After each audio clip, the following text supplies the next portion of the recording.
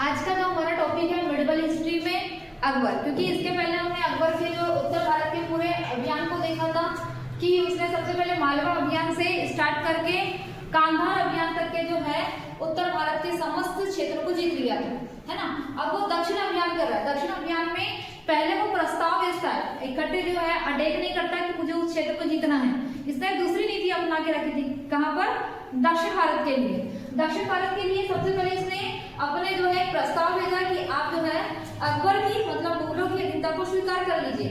इसमें मुख्य राज्य जो थे खानदेश, अहमदनगर, बीजापुर और गोलकुंडा, ये 4 क्षेत्रों को प्रस्ताव भेजा गया कि आप अकबर की संप्रभुता या प्रभुता को जो है स्वीकार कर लीजिए। संप्रभुता नहीं, सॉरी, प्रभुता को स्वीकार कर लीजिए, ठीक है।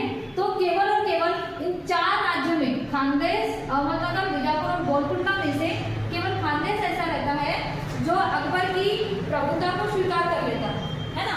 तो खानदेश 1591 में अभियान नहीं करता, वो केवल प्रस्ताव भेजता है 1591 में। जहाँ के जो शासक रहते हैं अली खां, है ना, वो बोलते हैं कि भाई मुझे लड़ने से कोई मतलब नहीं, मुझे युद्ध नहीं चाहिए, मैं आपके प्रस्ताव को स्वीकार कर लेता हूँ, 50% टैक्स मैं आपको दे सकता हूँ, ठीक है। तो खानदेश पर जो है कुल मिला के खानदेश पर किसका नियंत्रण हो जाता है? अकबर का नियंत्रण हो जाता है। खानदेश वर्तमान का है बुरहानपुर, एमपी का जो एक डिस्ट्रिक्ट है बुरहानपुर, है ना, महाराष्ट्र से लगा हुआ क्षेत्र है खानदेश, है ना। तो ये जो खानदेश है ये बुरहानपुर वाला इलाका है, ठीक, जिसे दक्षिण भारत का जो है कहना चाहिए एक रास्ता, एक मार्ग बोला जाता है। दक्षिण भारत का द्वार भी कहा जाता है खानदेश को, और असलगढ़ के किले को, 2 चीज आई।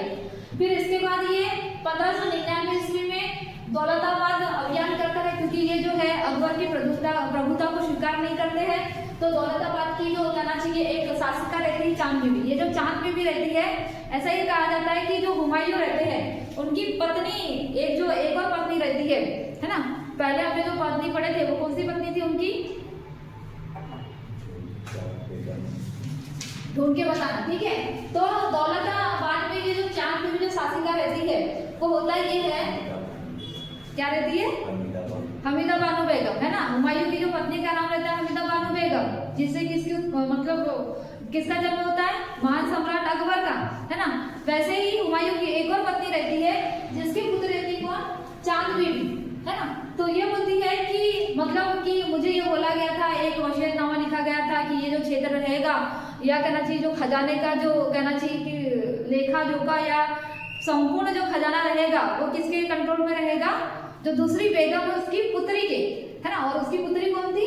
चांद बीबी। तो चांद बीबी को जब ये पता चलता है कि बोले मुझे तो कुछ मिला ही नहीं, तो ये विद्रोह कर देती है और दौलताबाद वाला जो क्षेत्र रहता है वो चांद बीबी को मिल जाता है। तो ये मुख्य रूप से वहां शासिका के रूप में कार्य करती है।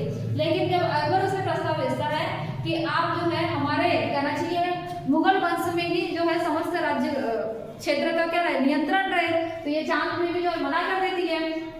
होता ये है कि जो चांद बीबी रहती है दौलताबाद में अकेली तो लड़ेगी नहीं, तो गोलकुंडा और बीजापुर के जो शासक रहते हैं वो उसकी मदद करते हैं। पहली बार ये अकबर को पराजित भी करती है। मुगलों के जो कुछ क्षेत्र रहते हैं, बरार वाला जो क्षेत्र रहता है, जर वाला जो क्षेत्र रहता है, उस क्षेत्र पर जीत भी हासिल कर लेती।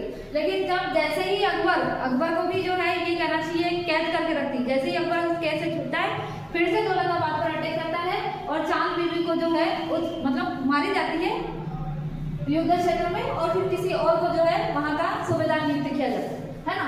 फिर ये अहमदनगर अभियान करता है 1600 में, क्योंकि पूरा का पूरा दक्षिण भारत से जीतना है। तो अहमदनगर अभियान करता है 1600 में, जहां पर जो है बहादुर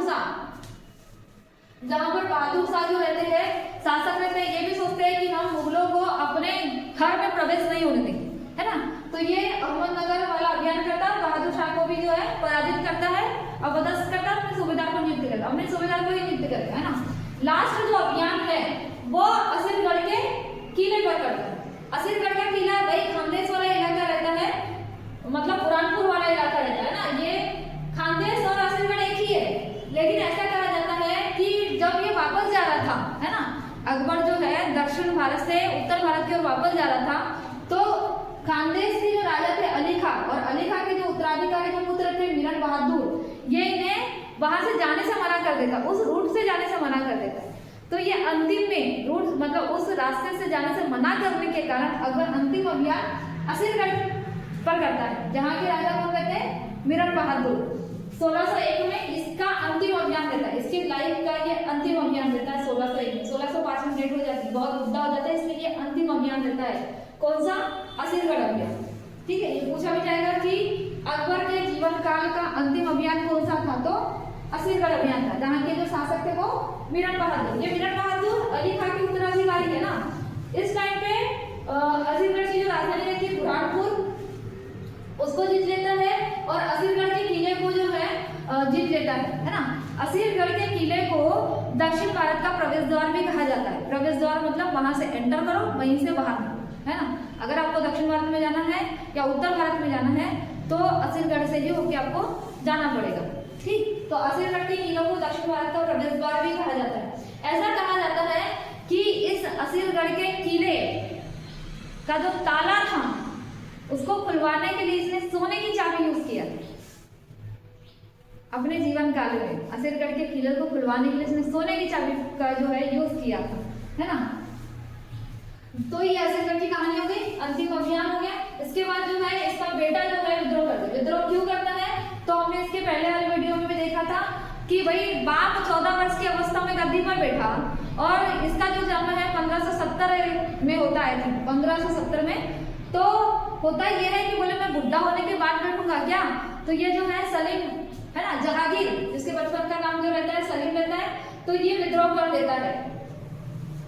और फिर विद्रोह को दबाने के लिए अकबर क्या करता है, सलीम पे अटैक करता है, उसको पकड़ के लेके आया, मतलब मारेगा तो नहीं, उसका ही बेटा है, तो उसको पकड़ के लेके आया जाता है कि बोले क्या परेशानी है तुम बताओ।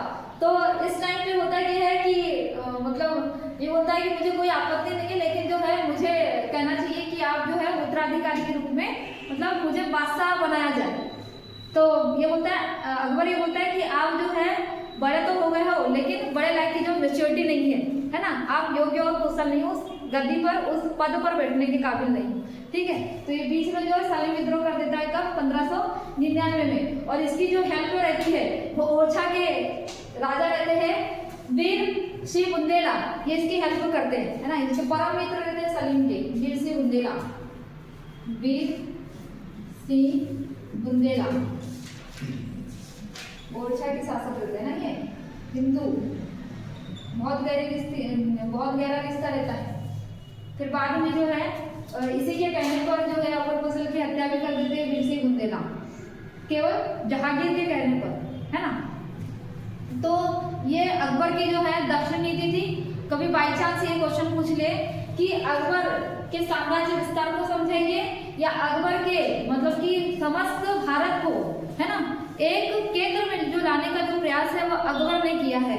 तो इसको देखते हुए इसकी दक्षिण नीति के बारे में आप समझाइए, है ना, किस प्रकार से उसने अटैक किया और दक्षिण भारत को किस प्रकार से जो है एक सूत्र में, मतलब कुल मिला के सभी राज्यों को एक मोती की जो माला रहती है ना उसमें पिरोने का